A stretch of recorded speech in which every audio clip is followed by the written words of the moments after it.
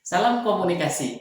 Halo teman-teman semua, selamat datang di program studi Ilmu Komunikasi Universitas Pajajaran. Saya Iksan Fuadi selaku pengampu mata kuliah Perencanaan Komunikasi. Rekan-rekan mahasiswa, pada pertemuan kali ini kita akan membahas tentang monitoring dan evaluasi di dalam program perencanaan program komunikasi. Rekan-rekan mahasiswa, pada tahap awal kita sudah memaparkan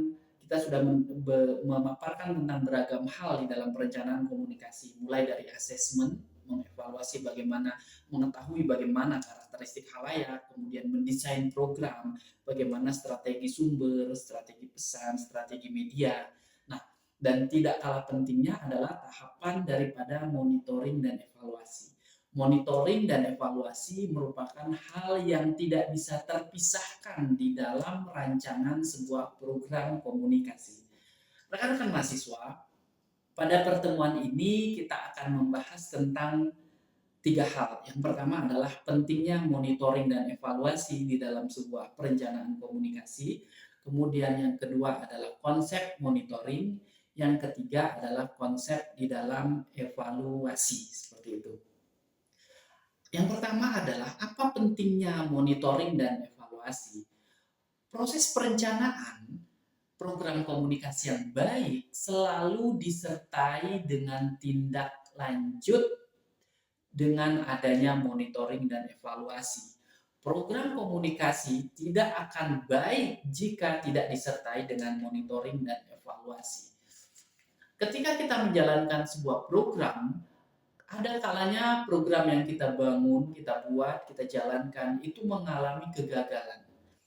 Banyak faktor yang menjadi penyebab sebuah kegiatan perencanaan program komunikasi itu menuai kegagalan. Misalnya, perencanaan yang kurang optimal, tidak matang. Ya sudah, buat seadanya, kemudian kita jalankan, ternyata tidak berjalan dengan baik karena tidak memperhatikan detail-detail daripada rangkaian kegiatan sehingga banyak yang tidak terprediksi. Perencanaan yang tidak optimal. Yang kedua adalah sumber daya manusia pelaksana tidak profesional. Ini adalah salah satu penyebab kegagalan di dalam program komunikasi.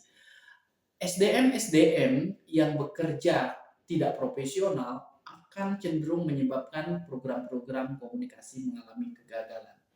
Kemudian yang ketiga, faktor yang membuat kegiatan perencanaan program komunikasi itu menuai kegagalan itu adalah tidak menyertai program monitoring dan evaluasi. Sehingga kita tidak tahu apakah ini berhasil ataupun ini gagal. Orang hanya menerka-nerka, oh ini kayaknya nggak ada dampaknya deh, oh kayaknya ini tidak berhasil deh.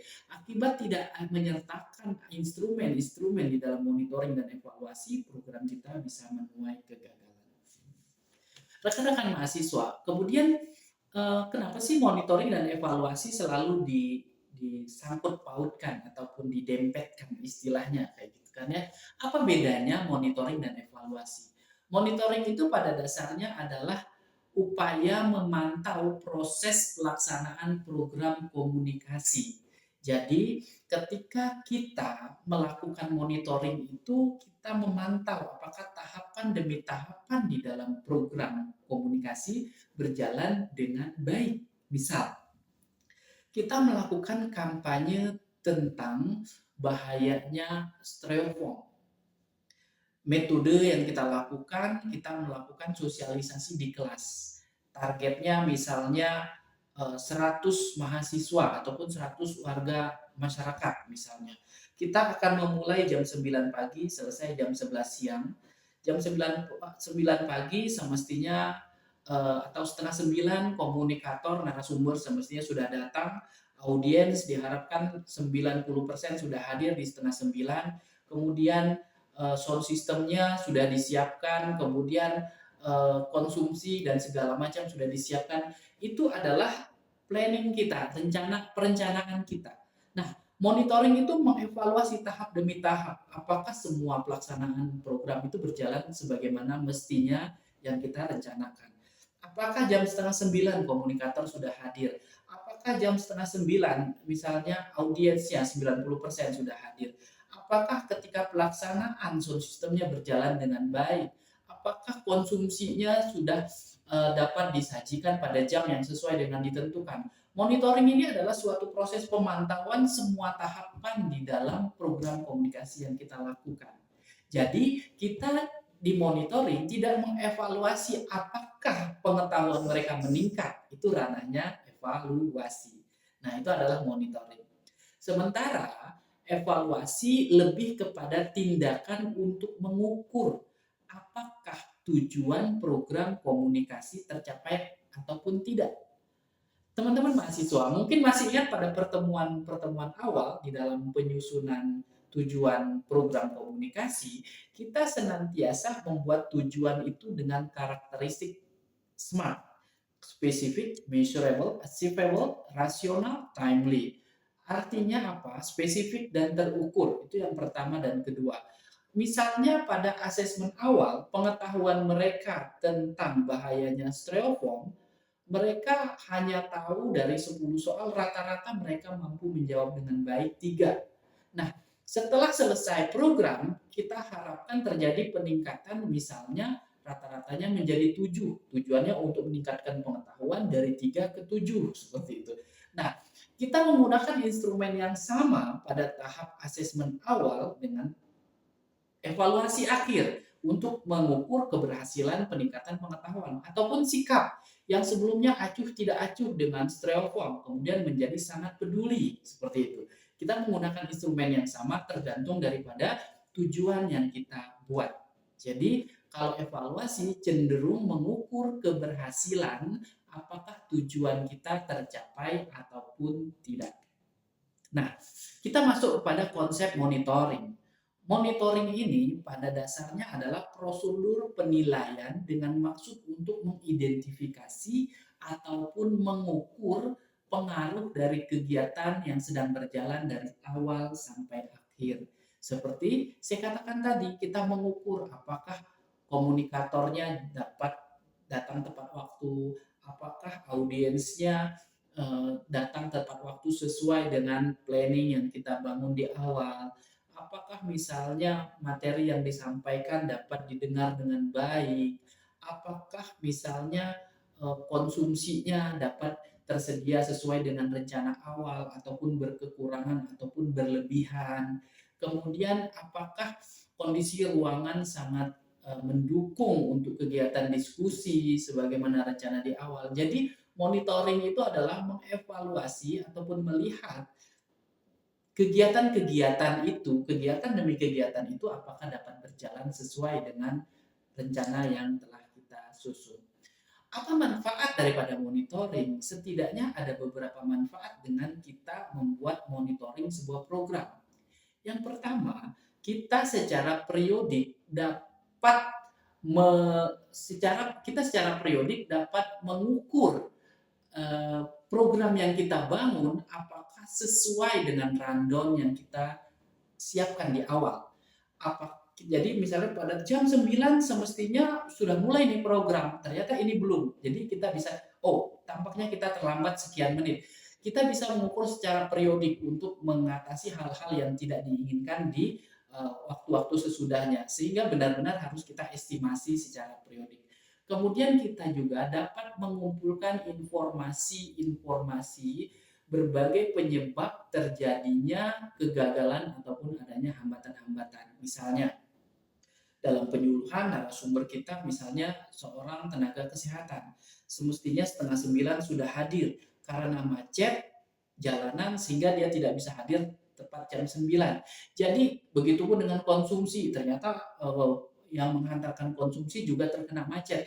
Kita bisa mengumpulkan informasi-informasi penyebab terjadinya hambatan-hambatan yang nantinya sebagai input kita ketika membuat program selanjutnya. Oke, artinya program selanjutnya narasumber disiapkan lebih pagi lagi, konsumsi juga disiapkan lebih pagi lagi karena adanya input-input daripada hambatan-hambatan di dalam pertemuan ataupun kegiatan program kita.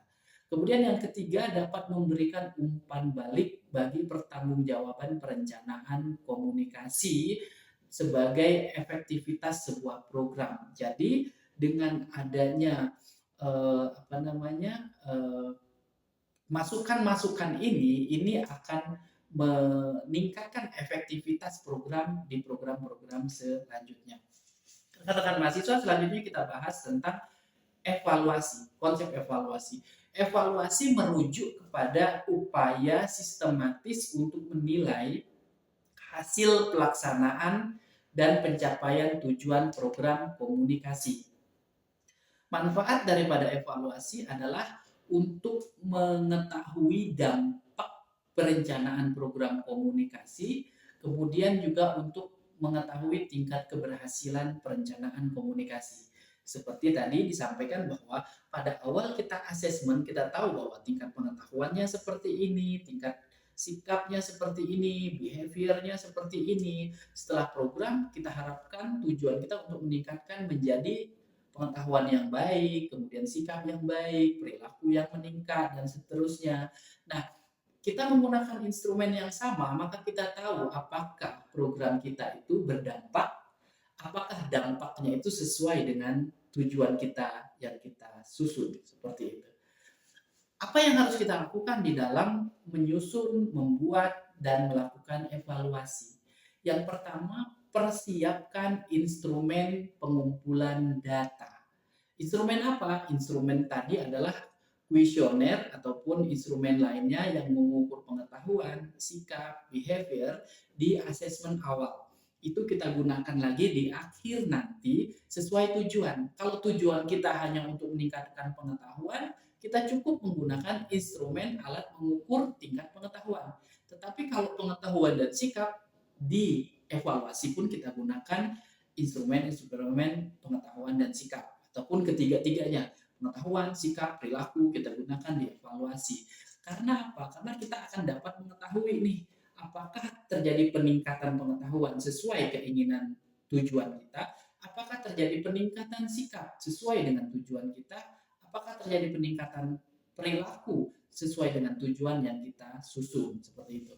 Setelah kita siapkan alat pengumpulan data, langkah selanjutnya adalah kita organisasikan pengumpulan data tersebut. Artinya apa? Kita kolektifkan sesuai dengan kita mengukur pengetahuan, kita mengukur sikap, kita mengukur perilaku. Target yang disasar adalah kalau ini adalah target untuk prioritas pertama, ini adalah prioritas kedua, kemudian kita sebarkan. Tahap ketiga, kumpulkan dan kompilasi data. Kita sebarkan, oke, ini instrumen untuk khalayak target pertama.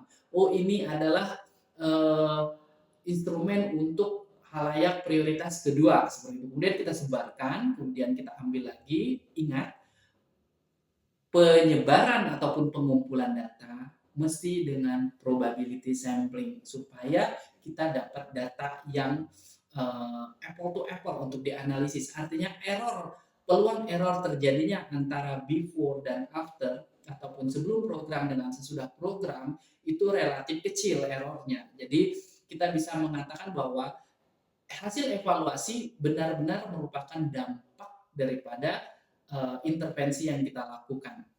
Kemudian kita analisis data, kemudian tahap terakhir adalah kita susun laporan dan rekomendasi, seperti itu. Ini adalah 5 langkah di dalam melakukan evaluasi.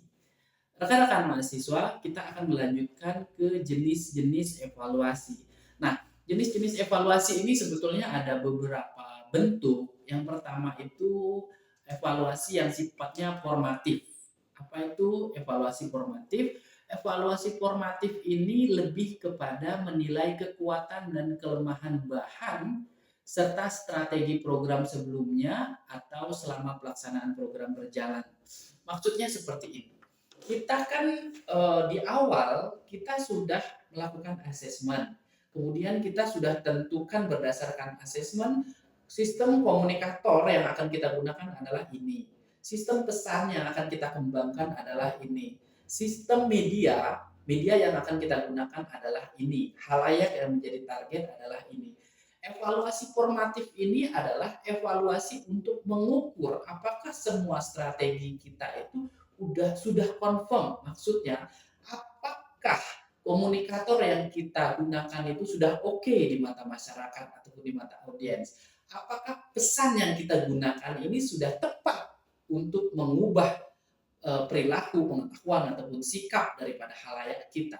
Apakah media yang kita gunakan ini adalah yang terbaik eh, sesuai dengan kondisi khalayak kita? Ini adalah evaluasi formatif untuk menilai strategi kita apakah sudah berjalan dengan tepat. Kemudian adalah evaluasi proses. Evaluasi proses lebih kepada upaya mengukur efek dan hasil langsung dari sebuah program. Seberapa banyak yang sudah tercapai. Misalnya kita ingin melakukan kampanye tentang bahaya styrofoam. Targetnya misalnya 100 orang. Apakah 100 orang betul-betul sudah dipaparkan ataupun disampaikan? Apakah bahan-bahan pesan-pesan yang kita sampaikan sudah sampai ke khalayak seperti itu. Jadi kita lebih melihat bagaimana proses di dalam apakah sudah sesuai dengan apa yang kita inginkan seperti itu. Kemudian evaluasi hasil. Nah, evaluasi hasil inilah sebetulnya yang dikenal dengan evaluasi sumatif yang seperti kita katakan di awal. Jadi kita melihat apakah sebelum program dan sesudah program terjadi pencapaian tujuan yang kita inginkan. Terjadinya peningkatan dari 2 sampai 6 misalnya. Setelah evaluasi apakah betul rata-rata pengetahuan mereka menjadi 6, sikap mereka menjadi mendukung misalnya seperti itu. Itu kita namakan evaluasi hasil ataupun efek. Sementara evaluasi yang terakhir adalah evaluasi dampak. Evaluasi dampak ini sebetulnya bisa kita apa ya, kita abaikan. Maksudnya diabaikan kenapa? Karena di dalam sebuah program kita itu hanya pada tataran efek seperti itu. Jadi setelah adanya program, pengetahuannya meningkat, sikapnya meningkat, kemudian perilakunya meningkat. Mengenai dampak, dampak itu sebagai outcome daripada output. Output tadi peningkatan pengetahuan, peningkatan sikap, peningkatan perilaku. Dari dampak daripada peningkatan ini misalnya berkurangnya orang yang menggunakan air sungai sebagai MCK misalnya. Kemudian terjadinya peningkatan angka kesehatan di dalam sebuah masyarakat. Itu adalah evaluasi dampak. Misalnya berkurangnya orang yang berkunjung ke puskesmas karena diare. Itu adalah dampak daripada sebuah program kita. Kalau output itu kita lebih mengukur perubahan pengetahuan, perubahan sikap, dan perubahan perilaku. Demikian rekan-rekan mahasiswa tentang monitoring dan evaluasi sebuah program perencanaan komunikasi. Sampai jumpa di pertemuan lainnya di program studi ilmu komunikasi Universitas Pajajaran.